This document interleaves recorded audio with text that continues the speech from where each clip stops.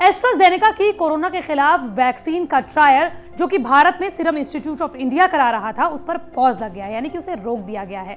आप में से भी कई लोग होंगे जो इस खबर को सुनकर परेशान हो गए होंगे। आप लोगों के मन में भी एक सवाल कौन रहा होगा कि आखिर वैक्सीन अब आएगी कब। लेकिन इस वीडियो में हम आपको बताने वाले हैं कि अगर इस वैक्सीन पर, इसके ट्रायल पर पॉज लगा भी है तो भी फायदा आपको ही होगा।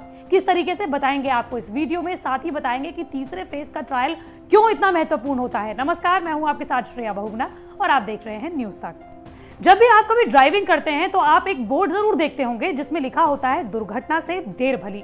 बस कोरोना की वैक्सीन में भी यही है कि वैक्सीन चाहे देर से आए लेकिन वो कारगर साबित होनी चाहिए, प्रभावी साबित होने चाहिए और उसके गंभीर साइड इफेक्ट नहीं होने चाहिए। लेकिन तीसरे फेज का जो ट्रायल होता है वो क्यों महत्वपूर्ण होता है, बताएंगे आपको इस वीडियो में, तो देखिए ये वीडियो।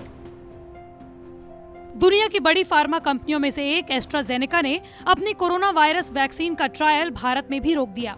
ऑक्सफोर्ड यूनिवर्सिटी के साथ मिलकर डेवलप की गई वैक्सीन से एक शख्स के बीमार होने की रिपोर्ट है, लेकिन एस्ट्राजेनेका ने ये साफ तौर पर नहीं बताया कि आखिर उसको हुआ क्या था।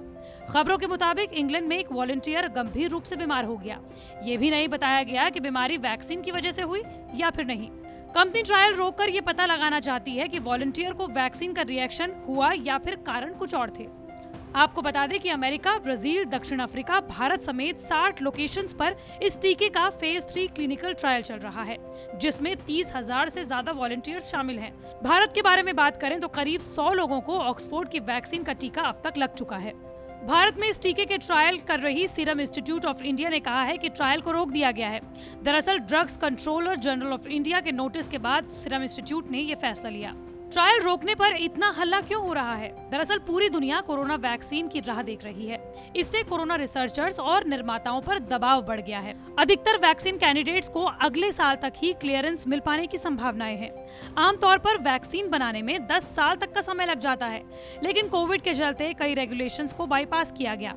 रूस और चीन ने अपने यहाँ डेवलप वैक्सीन बिना फेज 3 ट्रायल को पूरा किए ही उपलब्ध करा दिया। ऑक्सफोर्ड की वैक्सीन को दुनिया के एक्सपर्ट्स रेस में सबसे आगे भी मान रहे हैं और सबसे विश्वसनीय भी मान रहे हैं, क्योंकि ये दावा कर रहा है कि ये सारे प्रोटोकॉल्स को फॉलो कर रहा है। ऐसे में जब कंपनी ने ट्रायल रोकने का फैसला किया तो दुनिया में हलचल तेज हो गई। मिल किया जाता है जो शारीरिक रूप से मजबूत होते हैं, लेकिन तीसरे फेज के ट्रायल में बड़ी आबादी को शामिल किया जाता है। उसमें वो लोग भी शामिल होते हैं जो बाकी बीमारियों से भी ग्रसित हैं। वैक्सीन को बनने में 10 साल तक का समय लग जाता है, लेकिन कोरोना के बढ़ते प्रभाव को देखते हुए वैक्सीन बनाने के नियमों में ढील दी गई। यही वजह है कि रूस और चीन ने 8 महीनों के अंदर ही वैक्सीन बनाकर अपने लोगों पर ट्रायल भी शुरू कर दिया। वहीं विशेषज्ञों का मानना है कि वैक्सीन की सुरक्षा को लेकर ज्यादा सवाल इसलिए भी खड़े नहीं हो रहे क्योंकि ट्रायल में ऐसी चीजें होती रहती हैं।